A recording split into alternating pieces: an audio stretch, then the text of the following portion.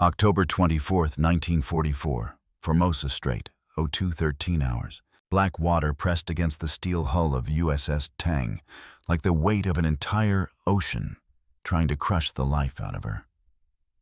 Inside, the air was thick with sweat and oil, carrying that unmistakable smell of overworked machinery. Hot bearings, diesel ghosts still lingering from the last surface run. Red battle lanterns flickered along the narrow passageway, throwing nervous shadows across the faces of exhausted crewmen. Commander Richard O'Kane braced himself against the periscope stand as another distant explosion thudded through the water. The death rattle of a Japanese transport he'd struck minutes earlier. "Sounded like her boiler's going up," whispered Ensign Bill Leibold, wiping condensation from his lip. O'Kane didn't respond. His eyes were fixed on the black horizon above, illuminated only by the faint moonlight filtering through roiling clouds. Out there, beyond the periscope lens, was chaos. Burning ships, frantic escort vessels, and the cold knowledge that Tang, America's most successful submarine, had once again thrown herself straight into the jaws of danger. He lowered the periscope. "Number 10 torpedo," O'Kane ordered quietly. "Set depth 4 feet. Fire when ready." Chief of the boat, Floyd Caverly, echoed the order down the control room. "Tube 10, stand by." Men moved with practiced precision, but even routine motions felt heavy tonight. They were running low on torpedoes, only 2 left. Every shot mattered. Every miscalculation carried consequences no submarine could afford. A murmur passed through the control room. A mix of exhaustion and that thin, razor-fine edge of fear men felt only in the deepest places on Earth. Leibold looked over O'Kane's shoulder. "Sir, these last 2 better run true." O'Kane straightened, eyes glinting in the lantern glow. "They will." He said it like a promise, like a man who'd never been wrong. "Fire 10." A pneumatic hiss erupted. The submarine jerked slightly. Crewmen held their breath as the Mark 18 electric torpedo shot out into the dark sea, leaving no telltale wake behind. Silence. Then the soft, steady click-click-click of the torpedo's running track echoed through the sonar headphones. "Good run," the sonar man murmured. "Bearing steady." O'Kane watched the seconds tick down. 7, 8, 9. Then, a faint tremor. A distant flash.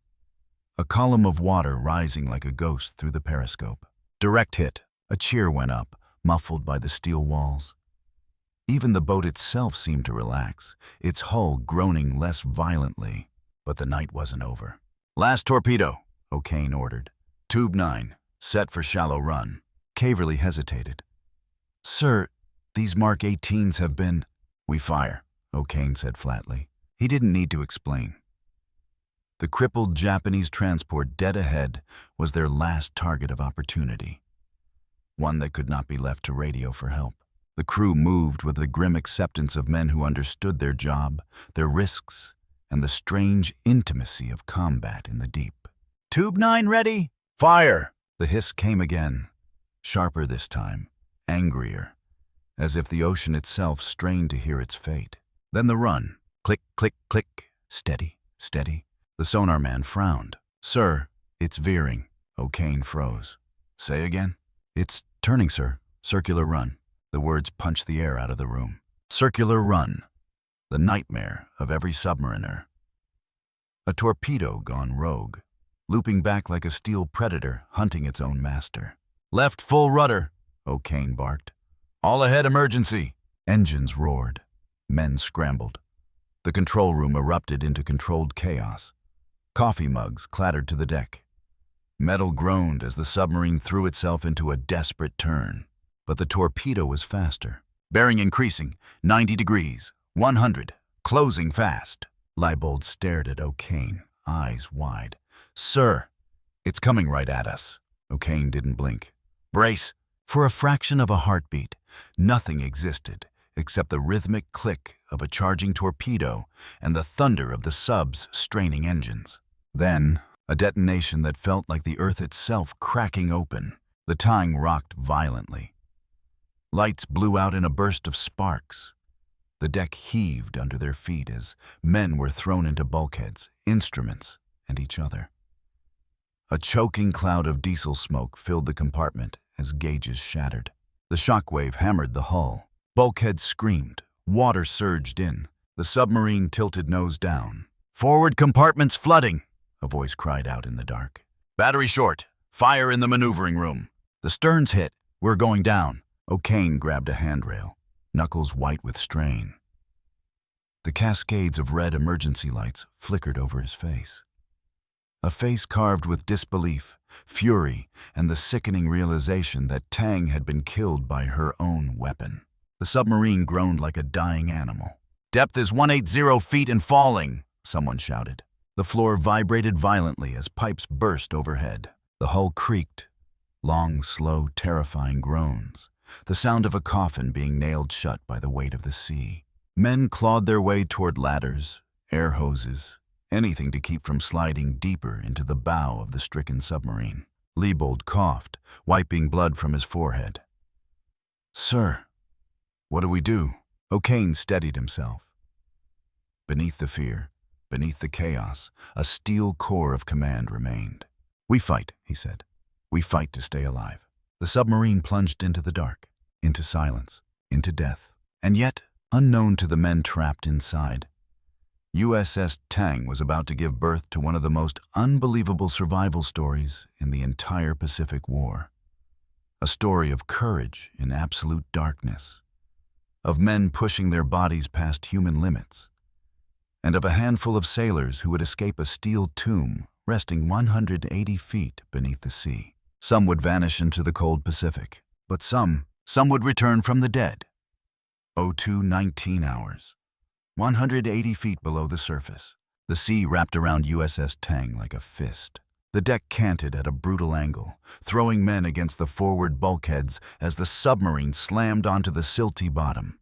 The impact shuddered through every frame and joint, rattling tools from racks and extinguishing what few emergency lights remained. A cloud of fine sediment rose outside the shattered viewports, turning the world into a suffocating brown fog. For several seconds, no one moved, no one breathed. All that existed was the sound of groaning metal and seawater bubbling through ruptured seams. Then, "Damage control, report!" O'Kane shouted into the darkness. Voices rose like the cries of men waking inside a nightmare. "Forward torpedo room flooding, sealing compartment. Fire in after battery, under control. Main propulsion disabled. Air pressure dropping, skipper." O'Kane gripped a stanchion with both hands, steadying himself. His ribs throbbed from the impact, but pain meant nothing. Not now. "Is the hull intact?" he demanded. A pause. Then Caverly's voice, grim, mostly. "But we're stuck deep, sir. She won't rise." Leibold squinted in the flickering red glow. "Are we on the bottom?" O'Kane nodded. "Hard aground." For the first time since leaving Pearl Harbor, the control room fell into a terrified quiet. Men exchanged glances that said what their lips could not. We're trapped. The ocean pressed in from every side, its weight a crushing hammer. If even one bulkhead gave way, Tang would implode like a tin can. A sailor near the forward hatch whispered, "Christ almighty, we're dead men." O'Kane snapped, "Hold your nerve." His voice cut through the fear like a blade. "We are not dead until the ocean takes us, and it hasn't." He forced them to look at him. A commander who refused to let terror dictate the end of his crew. "Report survivors in all compartments," he ordered. One by one, voices returned through the hatch openings. "Forward room, 8 alive. Control room, all accounted for. Aft compartments, we're cut off." O'Kane exchanged a grave glance with Caverly. Being cut off meant the flooding in the stern was extensive. There might be survivors back there, or there might not. They could not reach them. A sailor shouted over the groans of the hull, "Skipper! Japanese ships above! I can hear screws!" The sonar man pressed an ear to the bulkhead, trembling. "They're close, sir. Real close. Could be destroyers." O'Kane wiped sweat from his temple. If the Japanese depth-charged the wreck, no one would survive. But even if they didn't, Tang could not stay where she was. "How long unbreathable air?" he asked. The chief engineer hesitated. "Maybe 5 hours. Too little. Far too little. Options?" Leibold asked quietly. O'Kane forced himself to speak the impossible. "We escape." Dozens of eyes turned toward him, disbelieving, horrified. "Through the torpedo tubes?" someone whispered. It was insanity. Escaping a sunken submarine was possible only under rare, near-miraculous conditions. Far shallower water, perfectly functioning escape gear, stable compartments. But Tang was at 180 feet. No American submarine crew had ever escaped from such depth. The pressure alone could kill them, but there was no alternative. "We can use the forward tubes," O'Kane said. "Tube 1 survived the blast. That's our path." A sailor choked out a nervous laugh. "Sir, no one's ever escaped from a torpedo tube at that depth." O'Kane met his eyes. "Then we will be the first." 2:31 hours, forward torpedo room. The compartment reeked of seawater and oil. Men sloshed through ankle-deep flooding, hauling emergency gear from lockers, Momsen lungs, escape hoods, life belts. Their hands shook violently, but they moved with the grim determination of men holding onto the thinnest sliver of hope. O'Kane inspected the torpedo tube carefully. Its interior was dark, narrow, slick with condensation. Large enough for one man, one breath, one chance. Caverly approached with a grimace. "Skipper, the outer door might jam, and the pressure—" "I know," O'Kane said. Momsen lungs hissed softly as sailors strapped them on.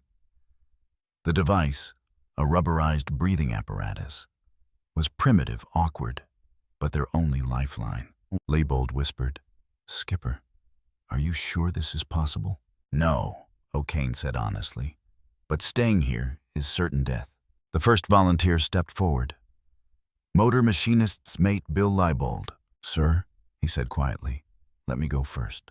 He didn't smile. He didn't blink. He simply accepted what had to be done. O'Kane nodded. Inside the tube, Leibold squeezed into the claustrophobic cylinder, curling his body into the narrow space. Sweat dripped down his temples.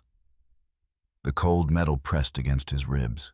"Ready," he called. Caverly sealed the inner door. A muffled clank echoed through the room. Everyone held their breath as O'Kane turned to the controls. Flood valves groaned open. Seawater surged into the tube, filling it rapidly.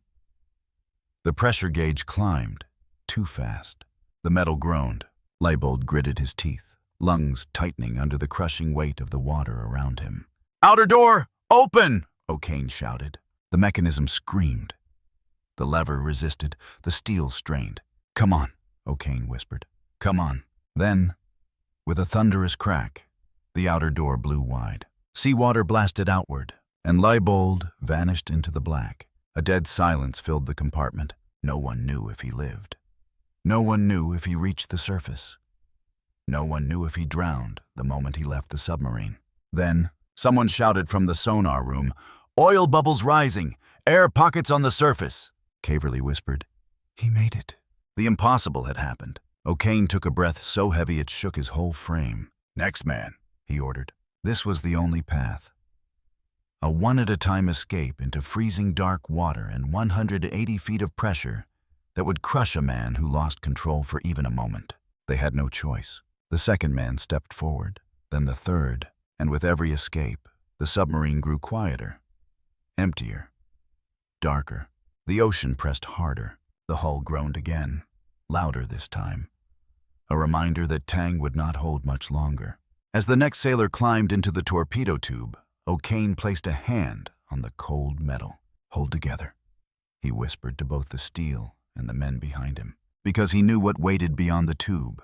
A vertical night, a deadly ascent, a surface crawling with Japanese ships, and survival, for those who reached it, would be only the beginning. For the next man in line, the forward torpedo room felt less like a compartment and more like the waiting room of a firing squad. Dim red bulbs flickered overhead. Water dripped rhythmically from a cracked overhead pipe, each drop landing with a hollow plink that seemed too loud, too final. Chief Bosun's mate, Joseph Joe Lawrence stood silently, one hand on the bulkhead, steadying himself as the submarine tilted slightly to starboard. His face was pale beneath the grime and sweat. But his eyes were steady. "I'll go next," he said. O'Kane nodded once. "Make it count. Keep your ascent slow. Don't panic if you black out near the top. Your body will rise without you." "I know, Skipper." It was a lie. No one really knew anything about escaping from 180 feet. The manual said survival below 100 feet was unlikely. This was the realm of blind faith and iron nerves. Lawrence climbed into the torpedo tube feet first, pushing himself deeper until his elbows scraped the cold metal walls. The air smelled of oil, steel, and death. He swallowed hard, forcing himself not to think about being sealed into a weapon designed to kill ships. "Inner door secured," Caverly barked. The heavy hatch locked with a resonant clang. O'Kane exhaled slowly, flooding the tube. The men watched the pressure gauge climb, the needle trembling as seawater roared into the cramped cylinder. Lawrence closed his eyes, bracing himself. The cold hit him like knives, stabbing down his spine as the water rose past his chest, his neck, his chin, his lips, until it swallowed him whole. The gauge neared full equalization. "Stand by!" O'Kane shouted. He shoved the outer door lever with all his weight. The steel screamed in protest, resisting, bending from the earlier torpedo backblast. "Come on, come on!" Then, with a metallic groan, the outer hatch wrenched open. A funnel of black water erupted outward, and Lawrence was gone. The crew stared at the empty tube, water pouring back into the compartment. O'Kane didn't blink. "Next man." 3:02 hours, midwater, 120 feet and rising. Joe Lawrence kicked upward through a world of absolute darkness. The pressure clenched his lungs, chest, and skull like a vice. Each kick felt heavier than the last. His hands groped blindly, claws slicing through nothingness. Above him, only black. Below him, the grave. He tried to count seconds, to keep his ascent slow enough that his lungs wouldn't rupture, but fast enough to outrun death. 10 seconds. 15. The cold drilled deeper into his muscles, numbing them. His heartbeat hammered in his ears, pulsating like distant thunder. A shadow flickered above. Then another. He almost mistook them for hallucinations until he realized. Those were waves. Currents. "The surface is close. Keep going." 20 seconds. His vision began to shrink, the edges darkening into a tunnel. His chest screamed for air. The instinct to inhale, deadly instinct, clawed at him. Not yet, not yet, not yet. A bright spark flashed in the void, then another. Stars? No, moonlight. He burst into the night with a roar of foam, choking on the first breath that tore into his lungs. It burned like fire. He gasped, coughing violently. The freezing air slapped his face. He was alive, barely. Around him, the Pacific rolled under a moonlit sky. Oil slicks drifted across the surface like black marble. Bits of debris bobbed quietly. The smell of smoke and burning steel filled the air. Remnants of the Japanese ship's Tang had destroyed minutes before disaster struck. "Hey, over here!" Lawrence turned toward a distant voice, Leibold, clinging to a floating piece of timber. Lawrence swam toward him, teeth chattering, breath ragged. "You made it," Leibold rasped. Lawrence coughed. "Don't say it like it's over." Because it wasn't. Not by a long shot. 3:15 hours. Forward torpedo room, USS Tang. Inside the submarine, the situation worsened. The hull groaned like a wounded animal. The bow was beginning to settle deeper into the silt. The chief engineer whispered to O'Kane, "Skipper, if we don't get out soon, she'll crush." O'Kane didn't hesitate. "Everyone remaining, gear up." The men tightened straps on their Momsen lungs, checked escape masks, and lined up once more. 10 men remained, all battered, some bleeding, some trembling, but all determined. Ensign George "Gordy" Donahue, youngest aboard at barely 20, fumbled with his gear. His hands shook violently. O'Kane crouched beside him. "Son, look at me." Gordy met his eyes. "You're going to make it," O'Kane said firmly. "Do exactly what I tell you. No more, no less." Gordy nodded, jaw clenched. The next escapee climbed into the tube. Flood. Equalize. Release. Gone. Then the next. Then the next. Each departure left the submarine more silent, more hollow, more haunted. Steam hissed from a ruptured pipe. A rivet pinged across the compartment, bouncing off the deck, a sign the hull was nearing its limits. O'Kane turned to Gordy. "You're up." The young ensign climbed into the torpedo tube, face ashen. He curled his body inside, hugging himself tightly. Caverly sealed the hatch. Water flooded in. Gordy's scream was muffled by the rising torrent, but still audible through the steel. The pressure spiked. "Outer door!" O'Kane shouted. "Now!" The lever resisted. Then, whoomph! Gordy vanished. O'Kane closed his eyes. One more soul thrown to the mercy of the abyss. 3:29 hours. Surface, north of Formosa Strait. Gordy erupted from the water like a man reborn, gasping violently as the cold air seared his lungs. He flailed for several seconds before finding a piece of debris. His mind spun in delirious circles, but one voice cut through the fog. "Gordy, over here!" He blinked through seawater. Two familiar silhouettes floated nearby, Leibold and Lawrence. Gordy paddled toward them, sobbing with relief. "How many made it?" he gasped. Leibold shook his head. "Don't know yet." Gordy glanced around the dark sea, and then he froze. 3 Japanese escorts were sweeping the waters with searchlights, their beams slicing through the night in pale arcs. The engines rumbled like distant thunder. Men shouted from the decks, armed with rifles. They were hunting survivors, Leibold whispered sharply. "Get down. Don't let them see your head." The 3 men sank lower in the water, barely keeping their mouths above the surface. "Where's the skipper?" Gordy whispered.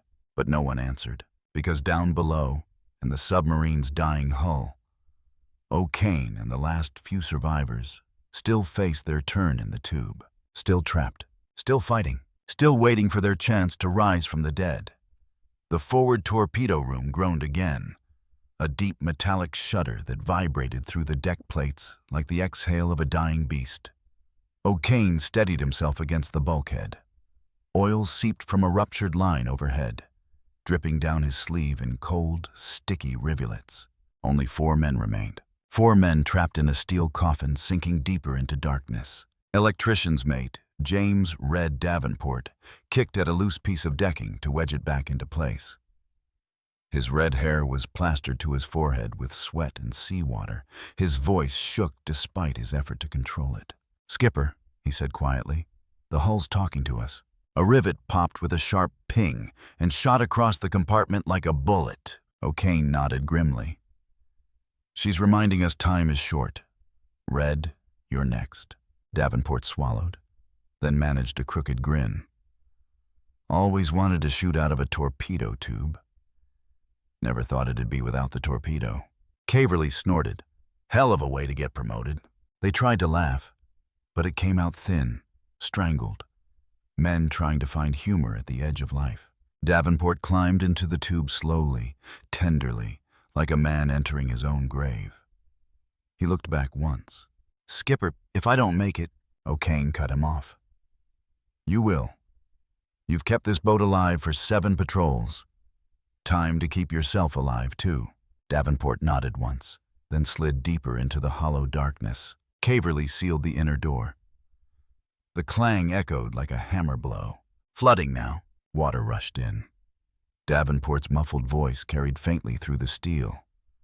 "Cold as..." The rest was lost as the water rose. Pressure climbed. O'Kane waited for the needle. "Equalized." He slammed the outer lever. Nothing happened. He gritted his teeth and shoved harder. Still nothing. "Come on, damn you!" He threw his shoulder into it. Caverly joined him, both men straining against the warped steel. The torpedo backblast had twisted the hatch frame just enough to jam it tight. Water dripped from above. Another rivet pinged into the deck. "Again!" O'Kane roared. The 2 men pushed, muscles trembling, boots sliding on the wet deck. Then, grrrk! The hatch tore open. Davenport vanished into the night-black ocean. O'Kane slumped against the bulkhead, breath ragged. His arms felt like rubber. His vision swam. 3 men left. He turned to them. Cavalry, Chief Quartermaster Mike Quinn, and Petty Officer Bill Farrell. All were bruised, exhausted, barely standing. O'Kane steadied his voice. Next, Quinn stepped forward. "No," he said softly. "You're next, Skipper."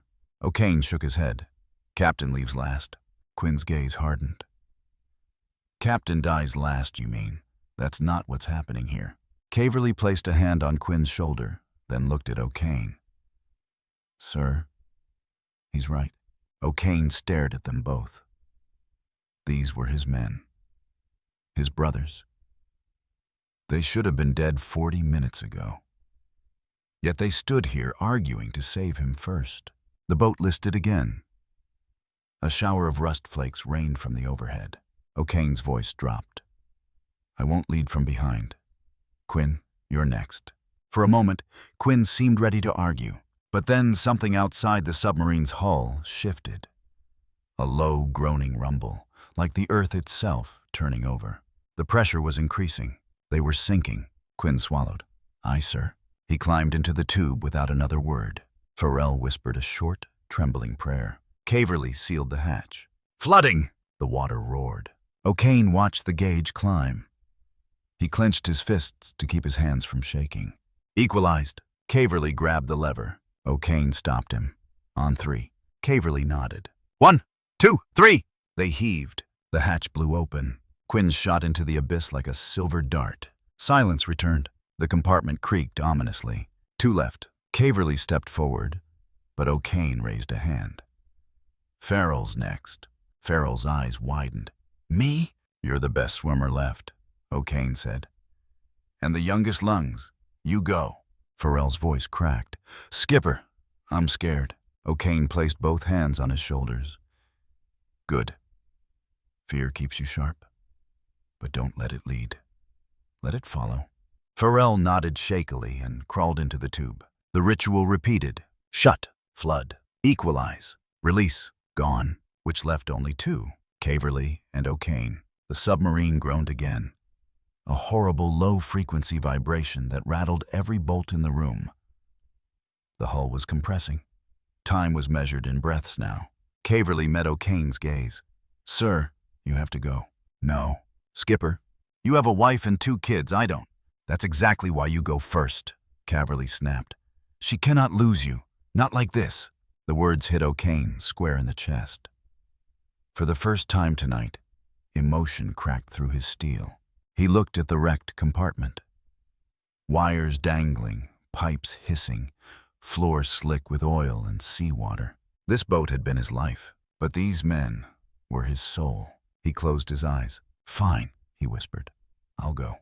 But before he climbed into the tube, he placed a hand on Caverly's shoulder. "You follow." "That's an order." "Aye, sir." O'Kane slid into the tube. It was cold, claustrophobic, and smelled of iron and fear. He exhaled once, steadying himself. The door sealed. Darkness swallowed him. Water poured in. The cold hit like a hammer, stealing his breath. Pressure squeezed his chest. The gauge rose. O'Kane forced himself to inhale shallowly, evenly. His heartbeat slowed. His mind sharpened to a single point. "Now," he whispered to himself. The outer hatch blew open. O'Kane shot upward into the black unknown, kicking with every ounce of strength he had left. The cold closed around him. The pressure eased. His lungs burned. His mind began to fade. But above him, faint and far away, moonlight shimmered. He kicked harder, harder, harder. Then the surface exploded around him, and he inhaled the biggest breath of his life, coughing, choking, laughing all at once. He was alive, barely, but alive. And behind him, somewhere in the crushing dark, Caverly still waited for his turn. The ocean swallowed O'Kane again as he fought to keep his head above the swells. Salt water burned his eyes. The night air felt like ice against his face. Somewhere behind him, the Tang's shattered hull groaned as it slid deeper into the abyss, the final breath of a submarine that had once ruled the Pacific. "Caverly!" O'Kane shouted, voice cracking. Only the wind answered. The sky was a dome of black velvet, broken only by a sliver of moon and the distant glow of tracer fire from Japanese ships still patrolling the area.